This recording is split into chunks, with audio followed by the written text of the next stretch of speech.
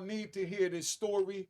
This is why we do what we do at Unique Mecca Audio. The body cam footage shows New York City correctional officers plummeting a handcuffed man in a fatal beating.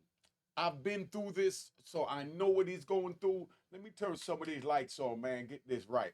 All right? I know what he's going through. If you're not subscribed, please subscribe. I'm going to show you some pictures, some videos. I'm going to tell you some real crazy stories about how this is the norm. It's just now they have body crime. If you not subscribed, please subscribe.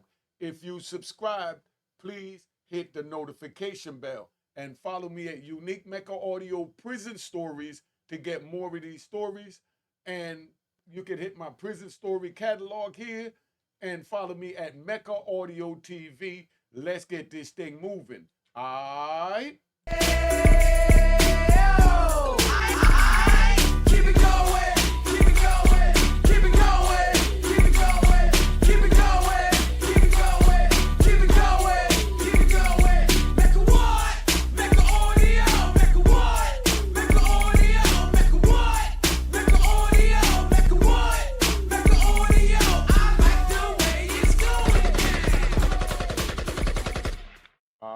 You know what time it is. Unique Mecca Audio, man. This brother, Robert Brooks, 43, was locked up doing 12 years in the correctional facility. And while he's locked up for 12 years in the correctional facility, they carried him all kinds of ways. Here's a picture that I want y'all to see. This is what happened. He was transferred from one prison to this prison. The officers that brought him there from the other prison, they sat back and they watched as they terrorized this young man. Yes, he violated the law. He was serving his time, but he has what they call human rights. The way they treated this man is unacceptable. He was handcuffed. They beat him. They even beat him with a shoe. The man is handcuffed. They ripped his clothes off. Let me show you a picture so you could understand what's going on, right? They kicked him. They did everything under the sun to this man. Look at this picture here. Can you believe this is a correction officer, and the legs you see in the green is the man handcuffed to a gurney. He's handcuffed to a gurney, and this is what a correction officer do. They walked him into prison handcuffed behind his back. You understand? I know this too well, right? And then they beat him. You got them, one punch him in his ribs, one punch him in his groin, one punch him in his face. I can't show you the pictures, but please just type in Marcy State Prison video pictures, and you'll see everything you need to see. Just letting you know that we are the trying times, man. And the reason why we do what we do over here at Mecca Audio is simple. And I want to give a round of applause to Murder Mook. He did his battle out in Detroit. He invited me to come out there. He crushed them. So let's give him a round of applause.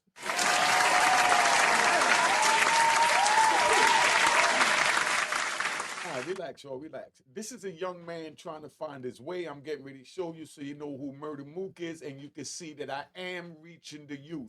So for all you rat bastards, flip-flop wearing in public trolls, please exit my channel. If you stay, don't leave a comment. Just read the comments of the civilized people and the subscribers. If you're not subscribed, please subscribe.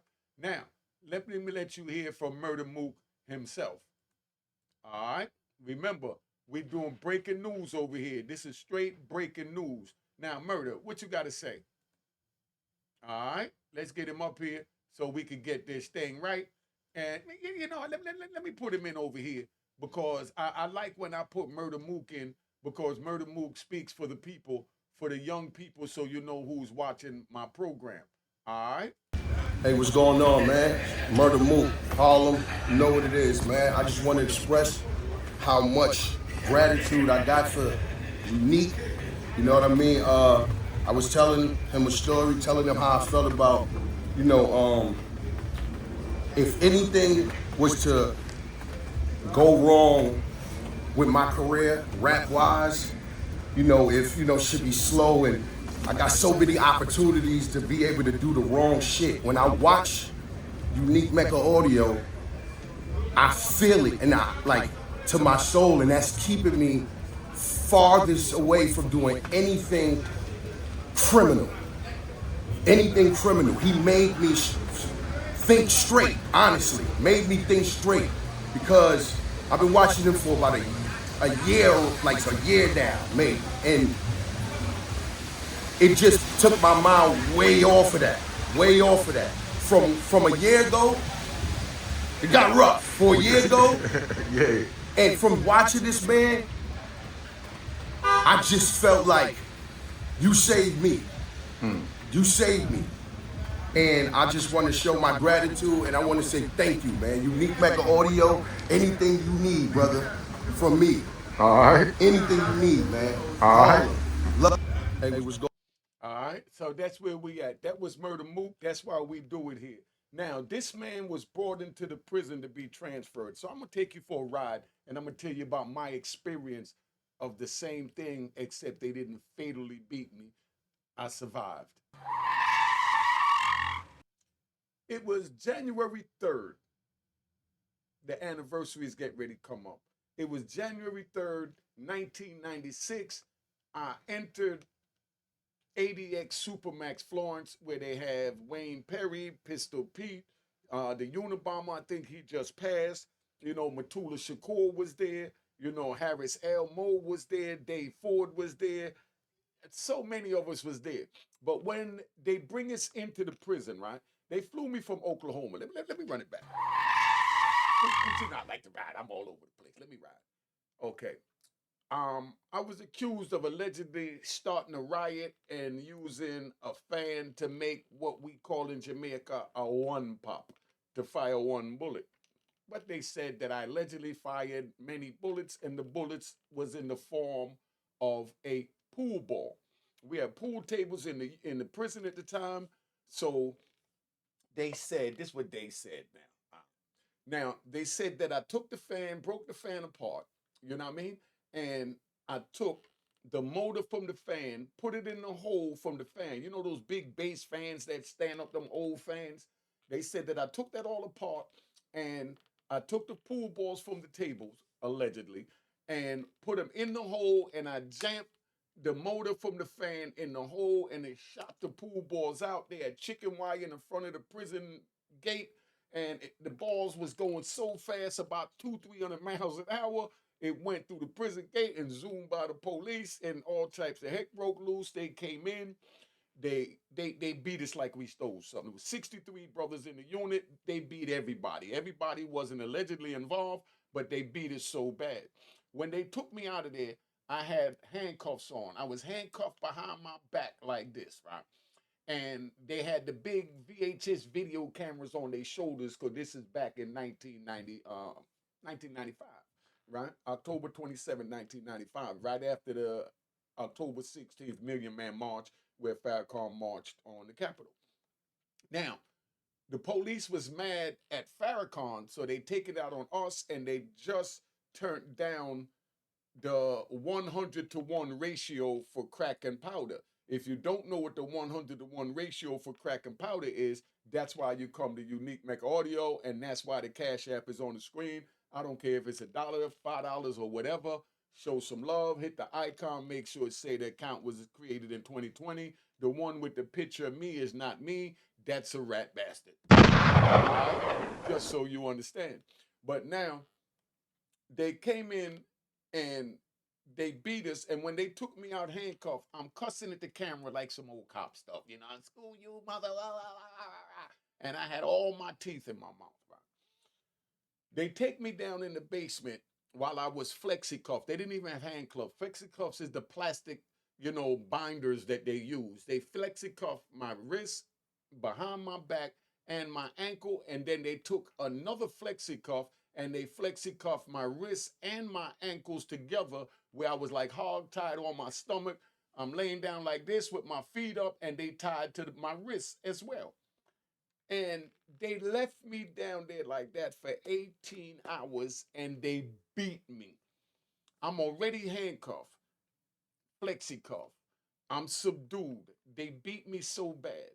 I'm laying over on my stomach with my feet up, and all I remember is this big racist correction officer saying, "Turn him over, turn him over." They spun me over on my feet and my back, right? And I'm looking up, and they took their boots and they put it between my head, and they held my head straight with their boots where I couldn't move. I'm trapped. And they took an axe handle and they banged out my four front teeth because I had gold teeth with diamonds in my mouth. I'm in Pennsylvania, Amish country. They're not used to seeing New Yorkers. This was at the beginning of the war on drugs. These are the things they don't want y'all to remember, but these are the things that I have to give you so that the young people know that's why I'm doing what I'm doing, and I'm honored that I'm reaching brothers like Murder Mook. All right? If I'm reaching you, put it in the comments. Let me know if I'm reaching you with my channel and my stories. But they held me down and banged out my four front teeth. Listen, I swallowed my teeth. After they took me up and put me in a cell, they put me in a cell with 10 other men in a cell that only hold 2 men. We sleeping on the floor, we sleeping wherever we could sleep.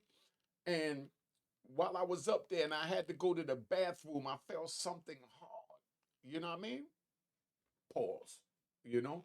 That was my tooth coming through my feces. They knocked my teeth down my throat and I defecated it out.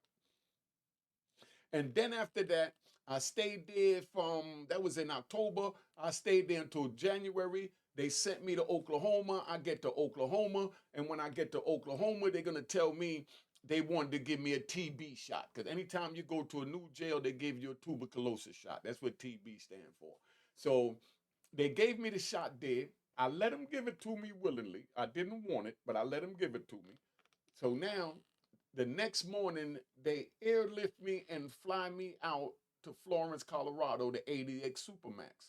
When we get to ADX Supermax, it's like underground, so they had a bus that went down a ramp that went down and down and down and down until you got in the basement. When I got off that bus, there was about, let me see if I get a picture to give you a visual of what we're talking about. There were so many police standing up down there that it was ridiculous. You know what I mean? They had about 20 police standing there at the time, and we had to go walk through these police while we was handcuffed and shackled. As we handcuffed and shackled, and I'm walking through that crowd, they beat me so bad again. They beat me, they kicked me. Only thing they couldn't do was spit on me because they had on what they call the Ninja Turtle gear. That's where it looked like a catcher. You ever seen a catcher with the chest mask and the knees covered up? And you know what I mean? They had all of that, and they beat me, man. And then they took me in to the ADX Supermax and they took me in a holding cell. And while I'm in the holding cell, a nurse came in. When the nurse came in, she said she wanted to give me a TB shot. I said, nah, they don't beat the crap out of me. Nah, I'm not giving them nothing willingly. So I told them, nah, you know what I mean? I already had one yesterday. You could check. So she had me stick my arm out and they give you the TB shot right here. And if it's positive, the TB shot, cause they give, what they do is they give you TB to see if you have TB. Like how they give you the flu to see if you got the flu and they call it a flu shot. They gave me TB and it was supposed to swell up like a little lump if I was positive for TB. I didn't have TB, so it was smooth.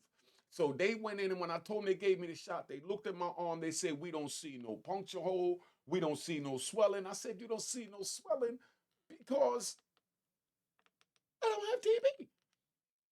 They said, "Well, you got to take another one anyway." And I said, "Nah, I'm not taking nothing." But mind you, I'm handcuffed and shackled, and I'm telling these big racist Europeans that, I'm not giving them nothing.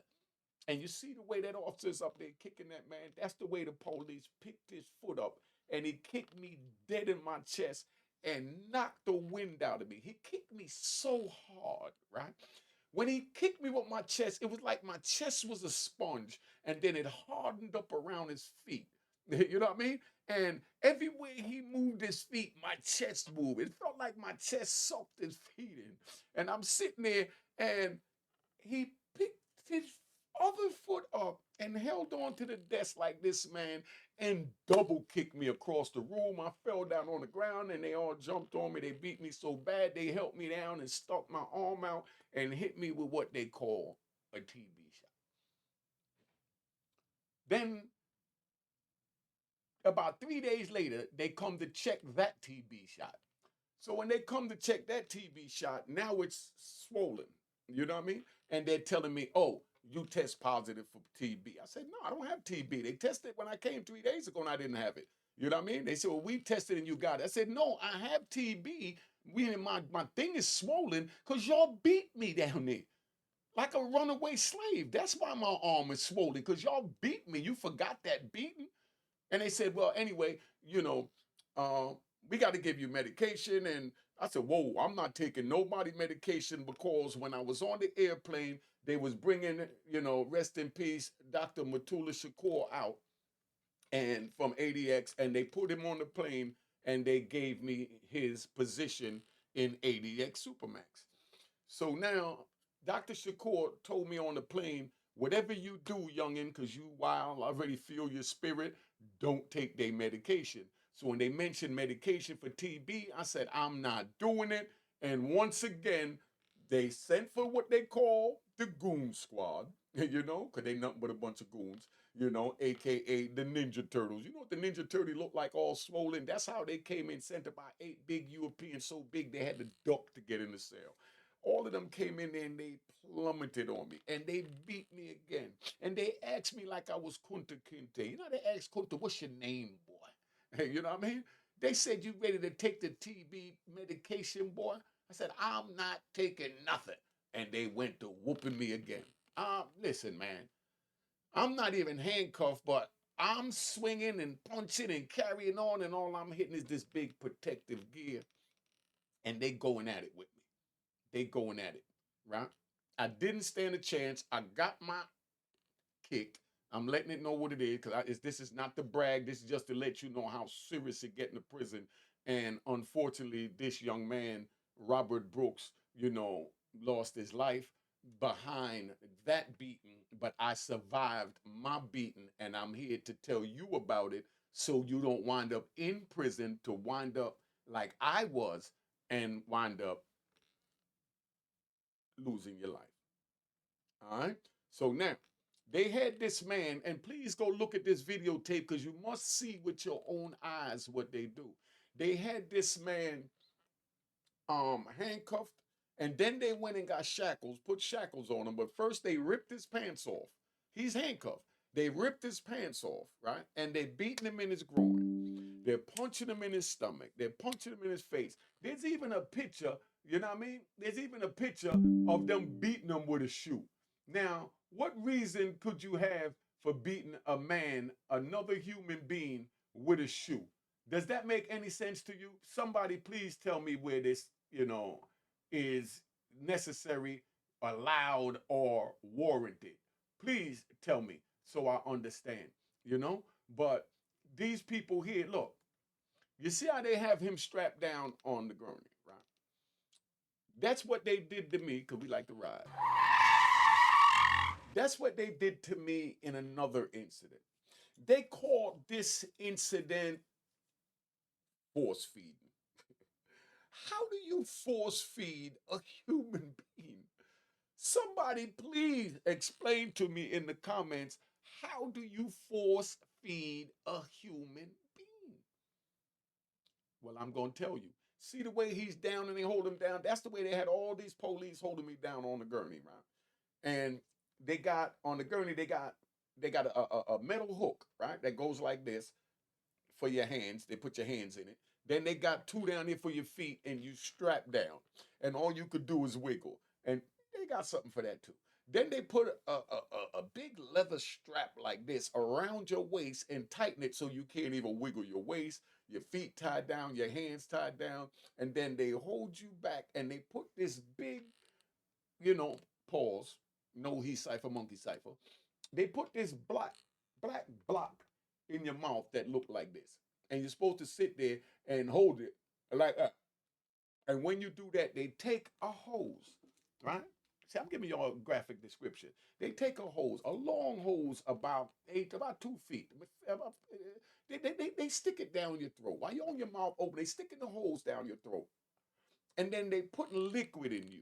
And when that liquid go through you, you can feel the liquid going through every fiber of your being, and it's nasty, and you can't breathe, and you're trying to breathe with a hose down your throat, and these men holding you down like they're doing this man. Welcome to prison. That's why I'm so proud and honored when I ran into this brother Murder Mook, and you know. Hey, what's going on, man? Murder Mook, Harlem, you know what it is, man. I just want to express how much gratitude I got for Unique. You know what I mean? I was telling him a story, telling him how I felt about,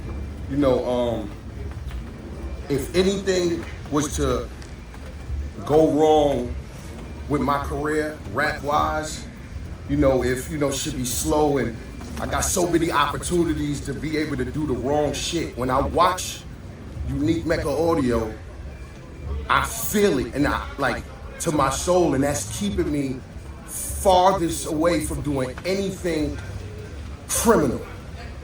Anything criminal. He made me think straight, honestly. Made me think straight, because I've been watching him for about a year, like a year now, maybe. And it just took my mind way off of that. Way off of that. From a year ago, it got rough. For a year ago, Yeah. and from watching this man, I just felt like, you saved me. You saved me. And I just want to show my gratitude, and I want to say thank you, man. Unique Mecca Audio, anything you need, brother, from me. All right. Anything you need, man. All right. You see what I'm saying? That's why I do what I do. Like he said, he feel it in his soul. Because I know you feel it in your soul, because that's what I'm talking to you with. This is called soul to soul on the highest level. You don't want to go to prison. You don't want to break the law. You don't want to hit the streets. You don't want none of that. I know mothers that lost their children. I know fathers that lost their children. Let's ride with Big Dirk. Let's ride with Big Dirk and Lil Dirk. Big Dirk bowed his head for over 3 decades praying to get home to his children that he left behind. Lil Durk was an infant when he went behind. Now he's a grown man. He's out there doing his thing, and he's following in his footsteps, and he's trying to get out there to get him out those footsteps. And then he makes it out after 3 decades. No one talks about Big Dirk. No one talk about the fathers. But I'm here to do that now. Follow me at Instagram. It's on the screen. Cash App is there. I don't care if it's $1 or $5. If this content ain't worth $1, I don't know. Everybody watching this should donate $1. At the very least. But Big Dirk, when he comes home, he loses his oldest son, D-Thing. Got unalived from gun violence. So he had to deal with that after 30 years praying to get home to D-Thing. And then his baby son gets picked up by the feds and charged with the same thing they charged him with, similar meaning federal charge, and now he's looking at the rest of his life in prison if Allah don't hear his prayer. And that's why we need to send our prayers out to whoever it is we worship for Big Dirk and Little Dirk and their mother and their family members and everyone else that, got caught up in the system, and all the victims.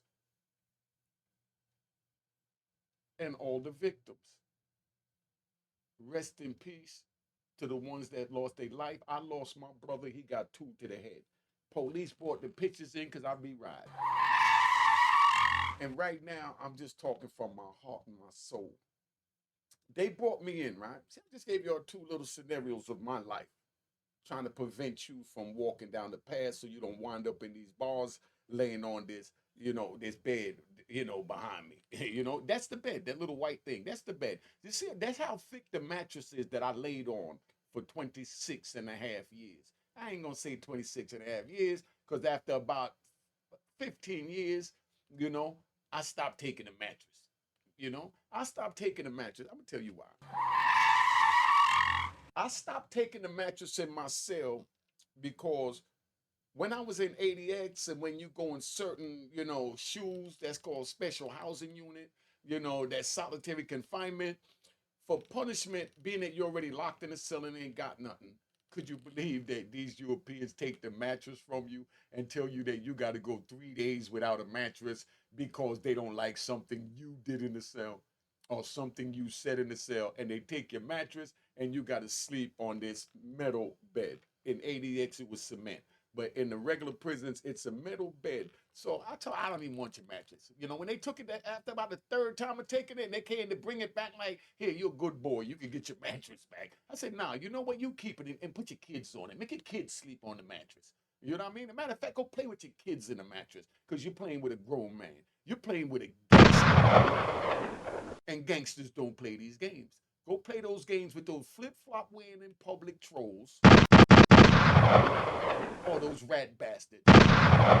You can't give me something and take it back from me and tell me that it's right. So I told him keep the mattress. So for the next 15 years, about 15 years, I slept on that cold tin at night. And I put a blanket on it on the bottom, because they give you a blanket. I put the blanket on the bottom and they see that thin sheet?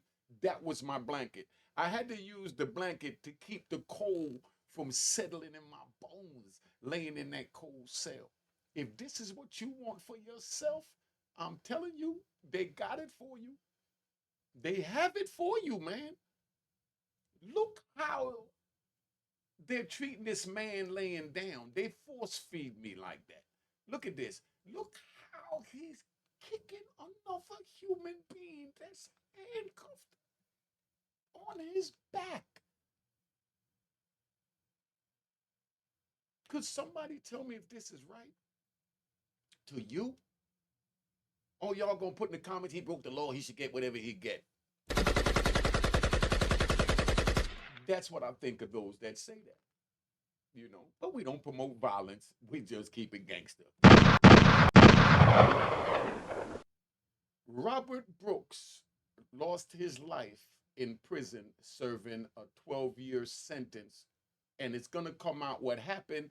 And I bet you 9 times out of 10, he probably had an assault on an officer in the other jail that he came from. But what I find ironic is that, and I'm going to explain to you why. Why do you think that the officers that brought him there to turn him over to these men treating him like that, and you see the man in the back with the white shirt, that's called a sergeant. He's their superior, and he's sitting there, chilling, watching it.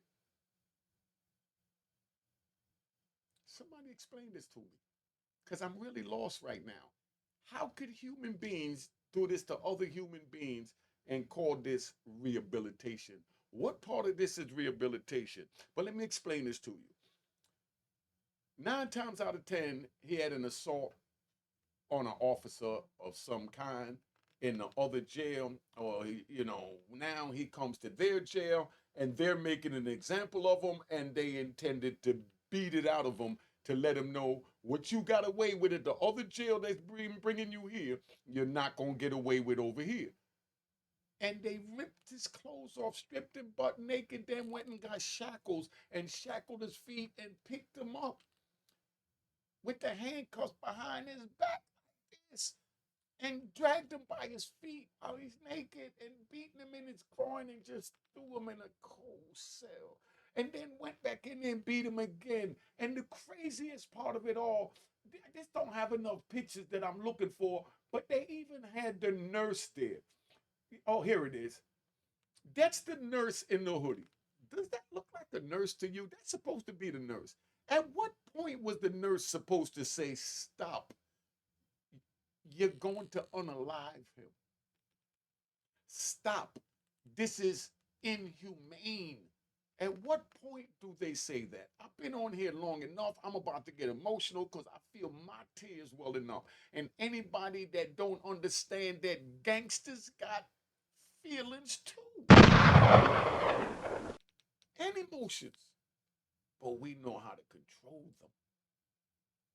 Remember, women is governed by their feelings and emotions. That's what moved them forward. But men were governed by our instinct and desire to survive. And that's all I did was survive. I don't get kudos for surviving, because that's what I was supposed to do.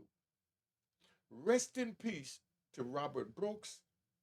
And please, anyone in earshot, young, old, male, female, whatever race, creed, nationality, color, whatever, please refrain from breaking the law. All right?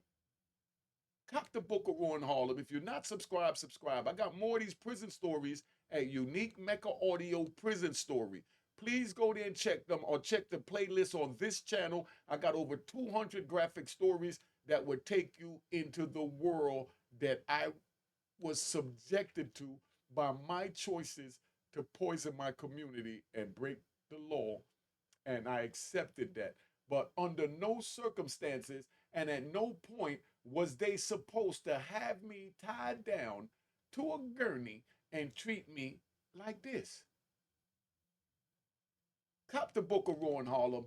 Hit the QR code on the screen at work and subscribe at Mecca Audio TV and Unique Mecca Audio Prison Stories, and share it with a friend to share it with a friend to share it with a friend.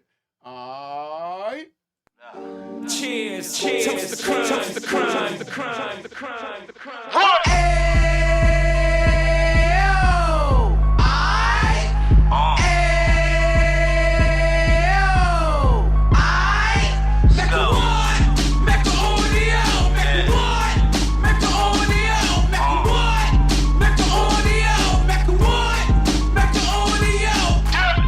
Fresh out the can of 26, he back on the strip, getting back in the mix. What he mentions a gift. You stand up 10 toes down, and I suggest you pay attention to this. Take a little gully posse and put it in hall. He cut from the bottom, came up from the bottom. Drop the book, you should go and get it. The Instagram page and the YouTube, you could go and visit. Then you could consider yourself LinkedIn. Sit front row and get Jews from a kingpin. How he went through it, so you ain't gotta go do it. To not pay attention would be stupid. Talking about a man that probably put your grandfather on. Probably the reason that him and your grams got along. A man that generated millions on the block, did his time, never squilling to the cops, make a audio.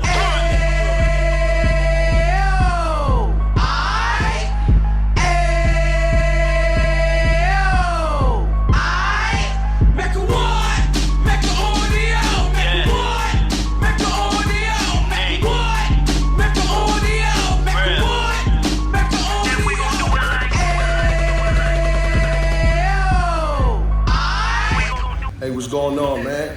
Murder Mook, Harlem, you know what it is, man. I just want to express how much gratitude I got for Unique, you know what I mean? I was telling him a story, telling him how I felt about, if anything was to go wrong with my career, rap-wise, if, should be slow, and I got so many opportunities to be able to do the wrong shit. When I watch Unique Mecca Audio, I feel it, and to my soul, and that's keeping me farthest away from doing anything criminal. Anything criminal. He made me think straight, honestly. Made me think straight, because I've been watching him for about a year, like a year now, maybe, and it just took my mind way off of that. From a year ago, it got rough. For a year ago, Yeah. and from watching this man, I just felt like, you saved me. You saved me. And I just want to show my gratitude, and I want to say thank you, man. Unique Mecca Audio, anything you need, brother, from me. All right. Anything you need, man. All right.